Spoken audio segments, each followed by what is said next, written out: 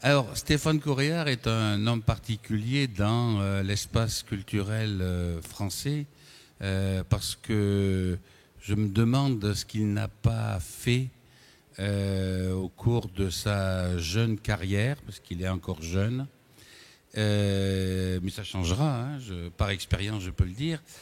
Il a été journaliste, il a été écrivain, il a été galériste entre 92 et 2000, c'est là où je l'ai rencontré. Puis il est redevenu journaliste, puis il a pris le commissariat à la direction du Salon de Montrouge. Je vous conseille de noter cet événement, cette manifestation, qui est particulièrement intéressante. Et puis il est directeur du département art contemporain dans la maison de vente Cornet de Saint-Cyr. Et c'est pour ça qu'il est invité et qu'il est là. Donc il va nous parler des maisons de vente, des commissaires-priseurs, de tous les gens qui, avec un marteau, à un moment donné, tapent et adjugent à des prix pharaoniques des œuvres aussi lointaines que le fin fond de la Patagonie. Et il vous expliquera pourquoi tout se vend si cher. Ou peut-être que je me trompe et qu'il dira que c'est pas aussi cher que ça. Merci Michel, merci de m'avoir invité. Effectivement, c'est vrai que ça donne le tournis à moi le premier quand on énumère tout ce que j'ai fait, souvent en plus successivement, mais souvent simultanément. En fait, ce que j'essaye tout simplement, c'est d'être utile aux artistes. Et il y a plein de manières d'être utile aux artistes qu'on aime. Et donc j'appelle ça un peu de la critique d'art opérationnelle, on va dire. C'est-à-dire de la critique d'art qui met les mains dans le cambouis. C'est vrai que là, je suis venu pour parler des ventes aux enchères dans cette table ronde. Michel ne l'a pas dit, mais je suis peut-être surtout collectionneur. Donc je me sens doublement concerné par le thème de la table ronde, parce que la schizophrénie est présente dans l'intitulé, le collectionneur et la maison de vente. D'autant que dans mon cas précisément, je viens d'une famille qui ne s'intéressait pas du tout à l'art et j'ai découvert l'art dans les ventes aux enchères. C'est en accompagnant ma mère un jour à Drouot à l'âge de 13 ans que j'ai vu pour la première fois des tableaux et que j'ai eu un réel coup de foudre qui ne m'a plus quitté, puisque dès lors je suis allé 2 fois par semaine à Drouot pour voir toujours plus de tableaux. Rétrospectivement, j'ai un peu du mal à m'expliquer la raison de ce coup de foudre soudain, si ce n'est que je le comparerais au sentiment que peut avoir quelqu'un qui adore les animaux quand il rentre dans un chenil de la SPA. C'est-à-dire que à Drouot, il y avait tous ces tableaux abandonnés par leurs propriétaires, qui n'en voulaient plus, qui les aimaient plus, ou alors qui étaient décédés, qui ne pouvaient plus s'en occuper, qui avaient déménagé pour des appartements plus petits, etc. Et tous ces tableaux cherchaient des nouveaux foyers pour être aimés finalement et s'épanouir de nouveau dans une nouvelle maison. Et ça doit être mon bon cœur qui m'a perdu. Je me suis senti assailli par tous ces tableaux. J'aurais tous voulu les rapporter à la maison. Évidemment, c'était un petit peu difficile. Mais j'ai senti vraiment cet appel, et au-delà de ça, l'autre aspect qui m'a vraiment passionné à Drouot et ensuite dans les maisons de vente, c'est la diversité de la création. C'est-à-dire que dans une seule salle, vous avez 500 ou 600 tableaux et vous voyez qu'avec le même matériau, un pinceau de poids, enfin c'était surtout de la peinture à l'époque, donc un pinceau, quelques poils, quelques grammes de peinture, et ben il peut y avoir des milliers d'expressions radicalement différentes les unes des autres. Et donc je crois que c'est vraiment la combinaison de ces deux choses qui m'a passionné et fasciné, et j'ai très vite fait mes premiers achats à Drouot, enfin avec l'argent de ma mère. Mais la première, par exemple, œuvre que j'ai achetée, c'était une lithographie que j'ai achetée 20 francs. Donc à Drouot, c'est très décomplexant. On parlait de décomplexer les collectionneurs. Je pense que les ventes aux enchères, je ne parle pas de mes confrères Sotheby's ou Christie's, peuvent être effectivement un lieu où on est très décomplexé aussi, parce que justement, il n'y a pas à passer non plus par cet intermédiaire qui est l'artiste, qui est le galeriste, etc. Ce qui parfois aussi intimide les gens. Et finalement, on voit des gens en vente qui lèvent timidement le doigt et qui sont contents de repartir avec une œuvre. Et c'est vrai que pour moi, donc, l'amour de l'art, l'intérêt pour l'art, a toujours été lié avec la collection et avec le fait de vivre entouré d'œuvres. L'autre chose que j'apprécie beaucoup dans les ventes aux enchères, et c'est pour ça que je vous encourage à aussi aller fréquenter, c'est qu'il n'y a pas de choix préalable. En fait, toutes les œuvres sont appelées un jour ou l'autre à passer en vente aux enchères, sans aucun filtre. Il n'y a personne qui vous dit si c'est bien, il n'y a pas de comité de sélection, comme ici, pour ne garder que les meilleures galeries. Et donc, on voit sur le même mur des chefs-d'œuvre et des croûtes. Et puis parfois on a la surprise d'être plus attiré par la soi-disant croûte que par le soi-disant chef-d'œuvre.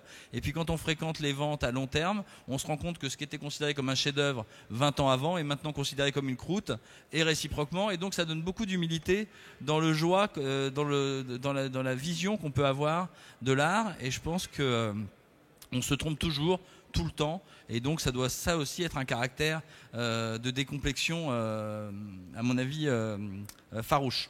Et c'est vrai que dans mes fonctions actuelles, par exemple au Salon de Montrouge, puisqu'on en parlait, c'est à peu près le même phénomène, c'est-à-dire que je vois 3000 dossiers qui me sont envoyés par des artistes à découvrir, sans aucun tri, c'est un appel à candidature absolument large, et je ne sais absolument pas quoi penser de ces artistes que je ne connais pas, dont je ne connais pas le parcours ni l'œuvre, et j'essaye, avec mes petits yeux, de savoir s'il y a quelque chose d'intéressant là-dedans ou pas. Et pour moi, c'est très proche de ce plaisir de la diversité que je retrouve aussi dans une foire comme ici, et qu'on pourrait retrouver encore plus. Je pense qu'il y a des artistes intéressants dans tous les modes d'expression, et dans les ventes aux enchères, en tout cas, elles ont toutes leur place. Alors après, la relation entre le collectionneur et la vente aux enchères, elle est double, parce que chez nous, les collectionneurs, ils sont à la fois acheteurs et vendeurs. C'est souvent les mêmes. En tout cas, moi, je fréquente que des collectionneurs. Tous les jours dans le cadre de mon métier chez Cornette de Saint-Cyr, et contrairement à ce qu'on pourrait croire, on se rend compte que la relation entre l'art et l'argent est finalement très éloignée.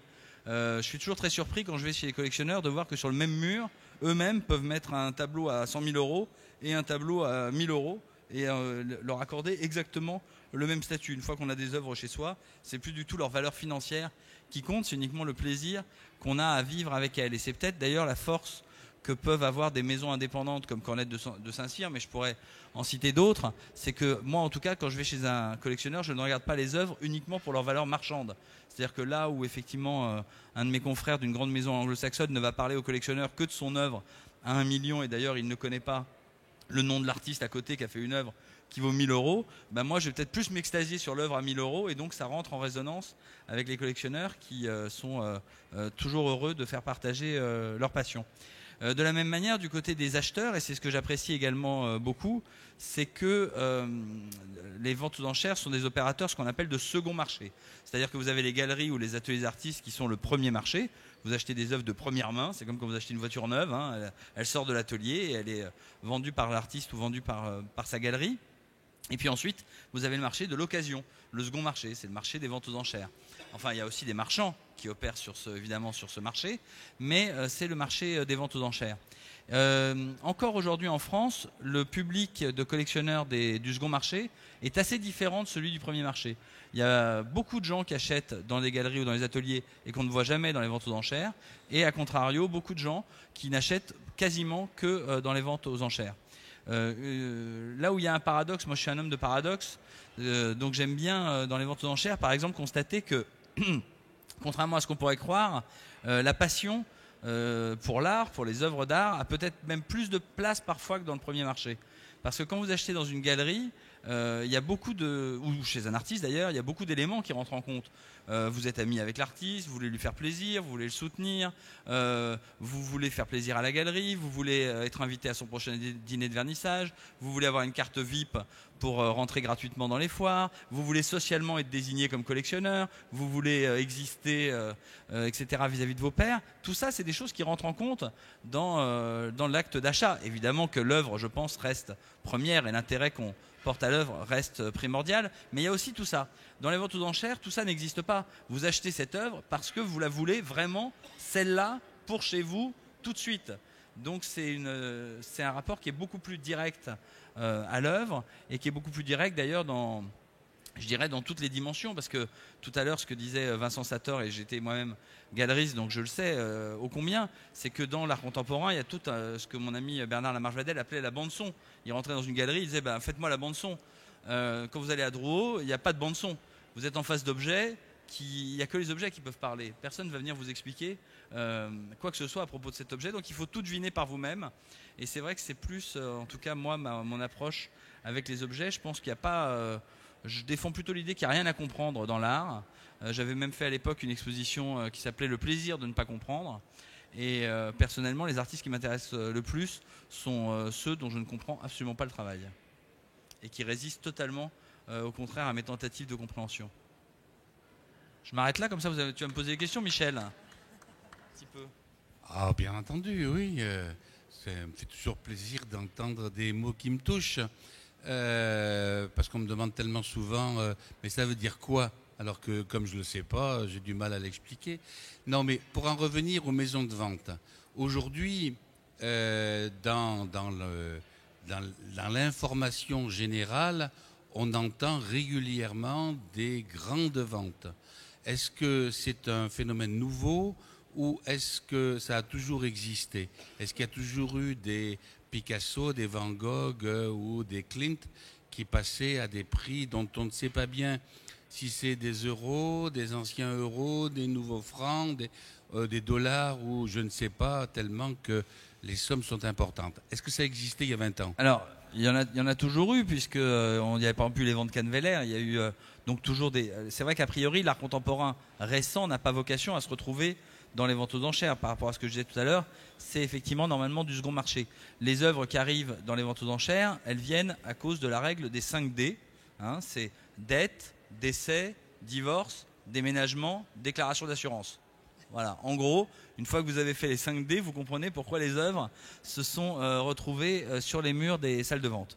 Donc historiquement, c'était effectivement pas tellement l'art contemporain. C'est à partir des années 70 que, notamment en France, des commissaires-priseurs comme Jean-Claude Binoche, comme Pierre Cornette de Saint-Cyr, comme Francis Briest, comme Guy Loudmer, etc., ont voulu vraiment se spécialiser et faire des ventes d'art contemporain. Maintenant que le marché, je pense que ça n'aura échappé à aucun d'entre vous, a pris une place primordiale dans l'écosystème général de l'art et dans même le jugement sur l'art, évidemment les ventes aux enchères jouissent d'une position particulière, c'est que c'est le seul prix public connu qui circule sur Internet, etc., et qui servent de référence. Donc comme on est dans un marché qui devient en partie industriel, qui devient en partie une bourse de l'art, bah évidemment la cotation, c'est quelque chose qui prend de la place. Alors comme j'ai beaucoup d'amis marchands, même si j'essaye toujours de convaincre mes amis de fermer leur galerie, mais tous ne m'écoutent pas malheureusement et certains les gardent. Et j'aime beaucoup les marchands, j'ai beaucoup de tendresse pour les marchands qui font un travail absolument formidable et passionné. Et donc quand je suis rentré chez Cornette de Saint-Cyr il y a 4 ans, il n'y a pas un seul de mes amis marchands qui ne m'ait pas dit « Ah ça y est, tu passes à l'ennemi ». Donc toujours la vieille dichotomie entre les maisons de vente et les galeries. Alors je leur ai dit « Mais c'est assez bizarre que vous disiez ça parce que quelle est la galerie la plus puissante dans le monde ?» Alors ils m'ont dit « Gagosian ». Je dis « Bah oui, mais Gagosian, il a construit toute sa stratégie de communication et de commercialisation sur les ventes aux enchères. Donc c'est curieux que vous me preniez comme un ennemi alors que vous devriez me prendre pour un partenaire. Vos clients ont besoin d'une information qui paraissent transparentes et claires sur les prix. Ils ont besoin de savoir qu'ils vont pouvoir aller revendre des œuvres. Moi, par exemple, j'en suis un bon exemple en tant que collectionneur. Je n'ai aucun livret A, aucun PEA. Je n'ai pas 1 euro devant moi. J'ai que des œuvres d'art. Bon, il m'arrive malheureusement, comme à tout le monde, des coups durs. Je dois refaire le toit de mon atelier, comme Raphaël. Je dois payer le voyage à l'étranger de ma fille. Et ben, je vends une œuvre d'art. Évidemment, comme d'autres pourraient vendre des actions, mais moi j'en ai pas. Donc si toutes les œuvres d'art que j'ai, aucune n'est liquide, et ben là effectivement je peux plus faire face aux coups durs. Donc pour beaucoup de collectionneurs c'est la même chose. Et évidemment on se sépare d'une œuvre à contre-cœur. Le collectionneur Bob Kahl dit on vend toujours ce qu'on a de mieux. Parce que malheureusement on attend la dernière minute avant de se séparer de quelque chose. Et puis là après on a tellement besoin d'argent qu'on est obligé de lâcher le chef-d'œuvre. Mais cette dimension effectivement là n'est pas absente de tout phénomène de collection, je pense. Alors tout à l'heure on parlait de décomplexer le collectionneur par rapport à l'entrée dans une galerie ou l'entrée dans une vente aux enchères, mais on parle aussi du côté intimidant que ça a. Alors peut-être tu peux nous expliquer comment, si on se met dans la peau d'un collectionneur qui rentre pour la première fois dans une salle de vente et qui se dit j'aimerais bien peut-être acheter quelque chose, comment ça se passe concrètement ?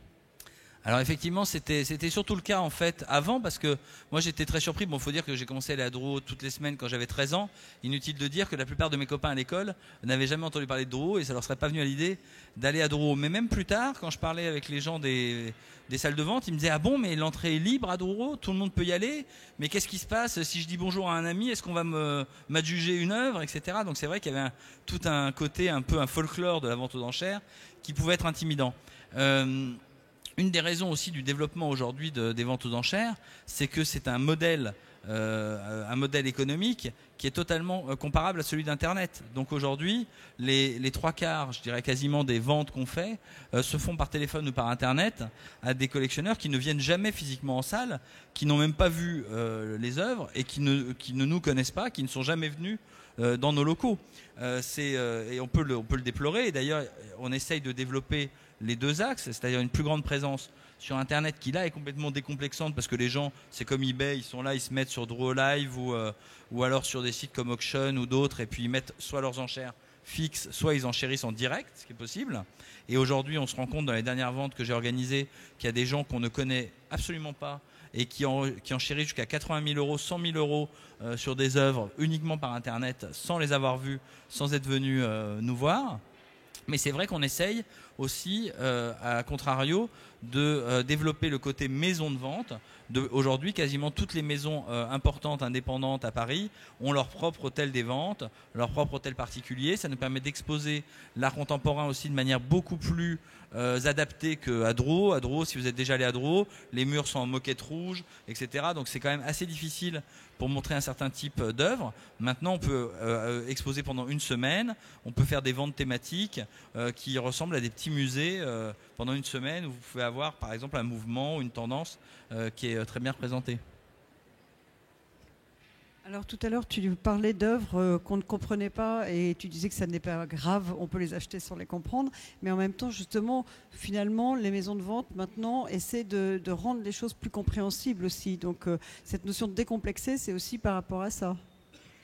Disons que moi, c'est vrai que je suis un homme de médias. Enfin, j'ai commencé comme journaliste, comme le rappelait Michel.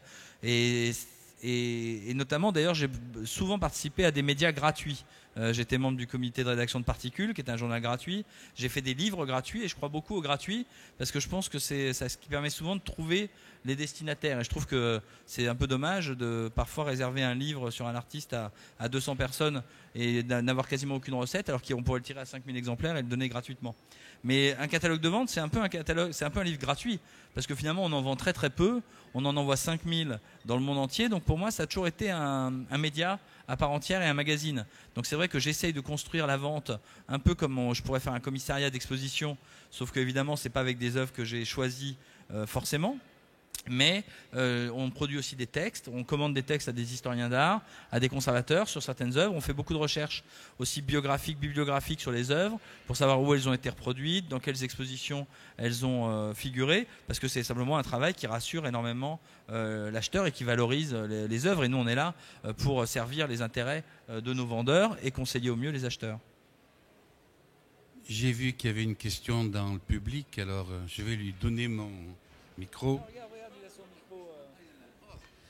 C'est formidable. Hein. Allô, bonjour Stéphane. Vous avez parlé de système pour permettre d'établir un prix de référence. Or, on ne sait jamais si l'enchère a bien eu lieu ou s'il s'agit d'un système tout sauf transparent pour faire monter la cote d'un artiste. Donc, peut-on vraiment parler de système transparent de référence alors que dans la plupart des cas, n'importe qui peut faire monter la cote d'un artiste en le mettant aux enchères et en faisant une vente à soi-même.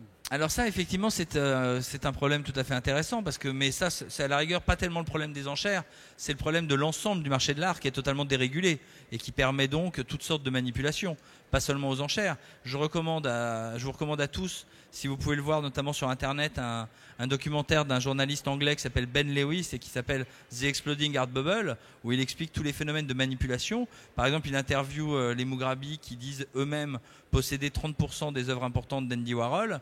Et il rappelle dans le film que, par exemple, dans les matières premières, un jour, un courtier s'est retrouvé à la tête de 1% du nickel mondial et qu'on l'a mis en prison. Donc, je veux dire, évidemment qu'il y a des phénomènes de manipulation dans le marché de l'art qui sont beaucoup plus aisés et en plus légaux que dans d'autres secteurs. Il ne faut pas quand même non plus se cacher que c'est pour ça que le marché de l'art va si bien, notamment dans sa partie la plus haute, où il y a du blanchiment, où il y a de l'évasion fiscale, où il y a ce type de manipulation. C'est absolument une évidence.